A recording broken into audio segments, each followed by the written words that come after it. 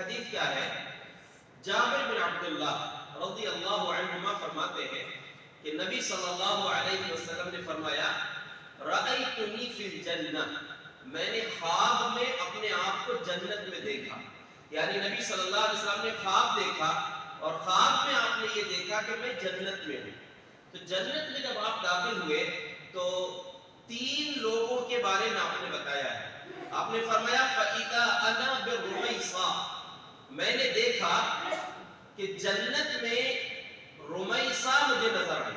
رمیسہ کون ہے؟ یہ ان کا نام ہے ام سلیم، جو انس بن مالک رضی اللہ عنہ کی ماں ہے. ان کے پہلے شوہر سے انس بن مالک ہیں، ان کے شوہر کا انتقال ہو گیا، بعد میں ابو طلحہ رضی اللہ عنہ سے ان کا نکاح ہوا.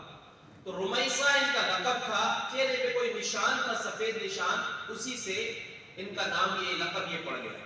تو آپ نے فرمایا میں نے رمیسہ کو جنت میں دیکھا. اب دیکھیے رمیسہ رضی اللہ عنہ دیگر بہت سی عورتیں ہیں، ان سے زیادہ فضیلت رکھنے والی عورتیں ہیں، لیکن ان کو اللہ تبارک و تعالیٰ نے جنت میں نبی صلی اللہ علیہ وسلم کو دکھلایا. ایک چیز یاد رکھیں کہ بہت سارے کام ہوتے ہیں، چاہے وہ دنیاوی کام ہو یا دینی کام ہو، ان کاموں میں کبھی ایسا ہوتا ہے کہ کسی ایک آدمی کا نمایاں نام ہوتا ہے، نام روشن کسی ایک کا ہوتا ہے، لیکن اس کے پیچھے بہت سے لوگ کام کرتے ہیں. یا بہت سے لوگ ایسے ہوتے ہیں، مثال کے طور پر ایک عمارت بنائی جائے، عمارت کی جو فاؤنڈیشن ہوتا ہے، عمارت کا جو فاؤنڈیشن جو اس کی بنیاد ہوتی ہے، اس میں لگنے والے پتھر یا اس کے اندر جو زمین کے اندر جو کالم کھڑے کیے جاتے ہیں، وہ کالم دکھتے نہیں ہیں، وہ بنیاد دکھتی نہیں ہے، لیکن انہی کی وجہ سے، اسی بنیاد کی وجہ سے پوری عمارت کھڑی ہوتی ہے. تو لوگوں کو عمارت دکھتی ہے کہ ایک بلڈنگ بنی ہوئی ہے، لیکن اس بلڈنگ کے بننے سے پہلے اس کے نیچے جس کا کردار ہے. نبی صلی اللہ علیہ وسلم ہجرت کر کے مکہ سے جب مدینہ پہنچے تھے تو انس بن مالک رضی اللہ عنہ خود فرماتے لیس لہ خادم، نبی صلی اللہ علیہ وسلم کے پاس کوئی خادم نہیں تھا، آپ کی خدمت کرنے والا نہیں تھا. ابو طلحہ انصاری جو ان کے سوتیلے باپ ہیں، ان کی والدہ کے دوسرے شوہر ہیں، کہتے ہیں کہ انہوں نے میرا ہاتھ پکڑ کر نبی صلی اللہ علیہ وسلم کے پاس لے کر گئے اور جا کر نبی صلی اللہ علیہ وسلم سے کہا کہ ابن انس غلام کیس فلیخدمک، اللہ کے رسول یہ انس ہے جو بڑا ہوشیار بچہ ہے، یہ آپ کی خدمت کرے گا. ام سلیم رضی اللہ عنہا نے اپنے بیٹے کو اپنی خدمت کے لیے نہیں رکھا، بلکہ پیغمبر اسلام جناب محمد رسول اللہ صلی اللہ علیہ وسلم کی خدمت کے لیے اپنا بیٹا وقف کر دی. اور انس بن مالک رضی اللہ عنہ فرماتے ہیں فخدمت النبی صلی اللہ علیہ وسلم 10 سنین، میں نے 10 سال نبی صلی اللہ علیہ وسلم کی خدمت کی ہے، سفر میں بھی اور حضر میں بھی. یعنی جب آپ اپنے گھر میں رہتے تو بھی میں آپ کے ساتھ رہتا تھا، جب آپ مسافر ہوتے تھے تو میں بھی آپ کے ساتھ سفر میں ہوتا تھا، ہر وقت میں نے آپ کی خدمت کی ہے. اور خدمت کرنے کے بعد 10 سال کی خدمت میں نبی صلی اللہ علیہ وسلم کے جو اخلاق دیکھے تھے، ان اخلاق کا نچوڑ بیان کرتے ہوئے کہتے ہیں فما قال لي لشيء لما صنعت هذا هكذا ولا لما لم تصنع هذا هكذا. پورے 10 سال کے عرصے میں کبھی کوئی کام اگر میں نے نہیں کیا تو آپ نے مجھ سے یہ نہیں کہا کہ بلال تم نے یہ کام کیوں نہیں کیے، اور اگر کچھ غلطی مجھ سے ہو گئی تو آپ نے 10 سال کا عرصہ ہے کبھی یہ نہیں کہا کہ بلال تم نے یہ کام ایسا کیوں کیے. یعنی نبی صلی اللہ علیہ وسلم کے اخلاق کو بیان کر رہے ہیں کہ کتنے بہترین اخلاق تھے. میں خاص طور سے جو پیغام آپ کو دینا چاہ رہا ہوں کہ اسلام پھیلا، نبی صلی اللہ علیہ وسلم اپنی پوری سب کچھ جو وہاں پر زندگی تھی، بسی ہوئی زندگی تھی، اس بسی بسائی زندگی کو چھوڑ کر آپ ہجرت کر کے مدینہ آئے تھے. وہاں آپ کی خدمت کے لیے پوری زندگی کے لیے اپنی ایک اولاد اپنے بیٹے کو وقف کر دیا.